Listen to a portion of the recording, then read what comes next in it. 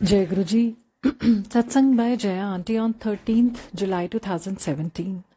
गुरु जी की लीला का क्या कहना, इसकी कोई सीमा नहीं है। गुरु जी की मौज है, वो जो चाहे ब्लेस कर दें।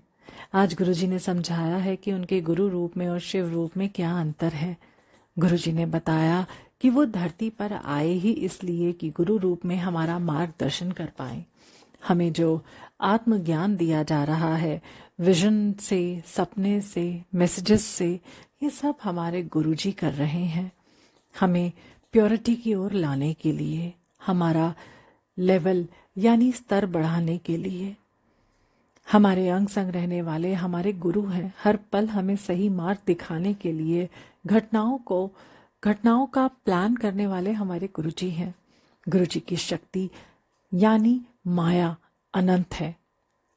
कोई सीमा नहीं है कि गुरुजी इतना ही हमें ब्लेस कर सकते हैं। हमारे ऊपर है, जितनी प्योरिटी का स्तर हम अपना बढ़ाते जाएंगे, हमारी ब्लेसिंग्स बढ़ती जाएंगी। गुरुजी ब्लेसिंग्स देते ही जा रहे हैं, वो भी सभी को। अब ये हमारे ऊपर है कि हम कितना समेट सकते हैं। जब हमारी आत्मा उस शुद्धता तक पहुंच जाती है जहां हम अपने को शिवमय कह सकते हैं, हम बस ज्योत रह जाते हैं। गुरुजी ने बताया कि वो भी ज्योत, हम भी ज्योत, जो एक साथ मिल जाते हैं, तब हमें शिव रूप का दर्शन होता है। तब हम शिव की कृपा को पाने योग्य हो जाते हैं। घर पर होने वाले साप्ताहिक सत्संग में किस तरह से हम बाहरी दुनिया से अपने को समेटकर गुरुजी से जुड़ते हुए शिव की शरण में पहुंच जाते हैं, इसको शेयर करती हूँ। सत्संग की शुरुआत शब्द वाणी से होती है। शब्दों के साथ हम अपने को दुनियादारी और दुनिया भर के विचारों से हटाकर इस जगह पर लाते हैं, यानी अपने को स्थिर करते हैं। धीरे धीरे शब्दों के साथ साथ हम गुरुजी से जुड़ते जाते हैं। अपने आप यहाँ जुड़ने का मतलब हमारी फिजिकल बॉडी का जुड़ना नहीं है, हमारी आत्मा जुड़ चुकी होती है और इसके बाद आत्मा शरीर को भी अपने साथ इस लय में लाने का प्रयास करती है। यहाँ हमें अब अंदर से शुद्ध करने की प्रक्रिया चालू हो जाती है। जितना मन रमा है उतनी ही ब्लेसिंग्स ले पाती हैं। जिसकी जितनी यात्रा हो चुकी है उस हिसाब से संगत अपना जुड़ाव अपने सवाल जवाब शब्दों में भी पाने लगती है। और जहाँ ये सब कुछ नहीं है वहाँ चुपचाप आत्मा परमात्मा के साथ होती है। शब्द के बाद जब मंत्र जाप होता है, वो भी 5 राउंड वाला, तब हमारे शरीर के चक्र को हम इस जाप के जरिए जागृत करते होते हैं। अब हमारी आत्मा शांत, शुद्ध और शरीर ऊर्जावान हो चुका रहता है, जिसके साथ हम आरती करते हैं। आरती पूरे ध्यान से करनी है हमें। हमारी अभी यानी इस सत्संग की कमाई गुरुजी ब्लेस करते हैं। आरती में आरती करने का मौका मिले या ना मिले, शांत चित्त होकर शिव या गुरुजी का ध्यान लगाना जरूरी है। दिया हाथ में लेकर घुमाना जरूरी नहीं है, जितना कि अपना सारा ध्यान यहाँ इस वक्त में केंद्रित करने का होता है। इस जाप के दौरान जैसे जैसे मंत्र जाप आगे बढ़ता जाता है, ऊर्जा का स्तर बढ़ता जाता है और हर बैठी संगत अपने को उस ऑरा में पाती है जो अलग है, उच्च है, जिस ऑरा के लिए ही ये सत्संग दिया गया है गुरुजी द्वारा।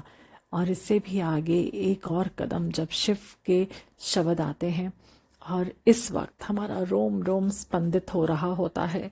शिवमय होने के लिए साक्षात शिव से अपने को जुड़ा महसूस करते हैं, शिव को पुकारते होते हैं।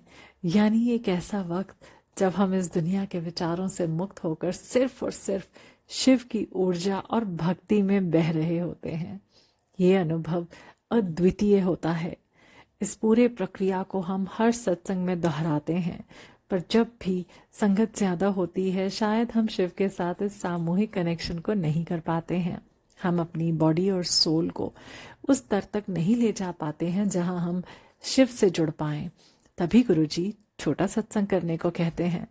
छोटे सत्संग में पॉजिटिविटी ज्यादा होती है क्योंकि नेगेटिविटी को नियंत्रित कर पाना आसान होता है।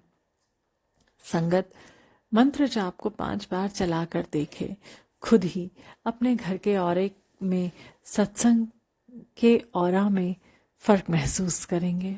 गुरुजी तो प्रैक्टिकल करके ही बताते हैं, जो मुझे प्रैक्टिकल कर दिखाया, और आज ऊर्जा का स्तर इतना बढ़ा कि ब्लेसिंग्स की झड़ी लग गई। ज्यादा संगत वाले सत्संग में ये संभव नहीं होगा, क्योंकि हर तरह के संगत होते हैं, सभी इसे नहीं ले पाएंगे। किसी को सर दर्द और बाकी कोई समस्या हो सकती है, जबकि जब सबकी पॉजिटिविटी इस मंत्र जाप के साथ मिलती है तो चमत्कार घटित होता है। तभी छोटे सत्संग को इतना प्रभावी महसूस करते हैं। छोटे सत्संग से जुड़े कुछ मैसेज आज गुरुजी ने भेजे हैं। हमें कभी भी सत्संग करते वक्त किसी से झूठ नहीं बोलना है। यदि कोई सत्संग में आना चाहता है तो हम हाँ बोलें। यदि उसका आना सही नहीं है तो गुरुजी उसे किसी न किसी तरीके से रोक ही लेंगे। पर कई बार उसी के जरिए हो सकता है कि गुरुजी हमें ब्लेस करना चाहते हो सकता है उसके आने से हमारे घर में पॉजिटिविटी आए, हो सकता है गुरुजी उसे हमारे घर द्वारा ही ब्लेस करने चाहते हो। हमें गुरुजी के रास्ते में नहीं आना चाहिए। कभी भी हमें चुनकर संगत नहीं बुलानी है कि ये आए और ये ना आए। गुरुजी की मर्जी है कौन आएगा और कौन कहकर भी नहीं आएगा। ये सही बात है कि हम यदि छोटे ग्रुप्स में करना चाहते हैं तो सभी को निमंत्रण नहीं दे सकते हैं, पर यदि कोई सत्संग के बारे में पूछता है तो सही सही बता तो सकते हैं। गुरुजी बहुत सख्त होकर ये समझा रहे हैं कि हम सत्संग के बुलावे को गुरुजी का बुलावा समझकर ही जाने का सोचें। हम संगत का चेहरा देखकर या घर देखकर उस सत्संग में जाने या ना जाने की बात सोचते हैं, जो कि बहुत गलत है। नाराजगी जतलाई है गुरुजी ने, इसका मतलब यही हुआ कि हम गुरुजी के लिए नहीं, संगत के लिए या उसके घर के लिए जाते हैं। हमें सत्संग में अपने भाव को हमेशा शुद्ध रखना होगा। कभी भी हम गुरुजी की ब्लेसिंग्स के बीच में ना आए। ये भी सही है कि हम हर सत्संग के बुलावे पर नहीं पहुंच सकते, पर हम अपनी कोशिश तो कर ही सकते हैं। और ना भी जा सकें तो कारण दूसरा हो, संगत या उसका स्टेटस या उससे अपने रिश्ते ना हो। किसी सत्संग में हमारा जाना सही नहीं है तो गुरुजी 100 बहाने बनवा देंगे और जाने ही नहीं देंगे। गुरुजी को हमारे बारे में सब पता है, उन्हें हमारी फिक्र है। हम बस अपने भाव को शुद्ध रखें और गुरुजी द्वारा समझाई गई बातों पर ध्यान दें और अमल करें। हमारा कल्याण निश्चित है। जय गुरुजी।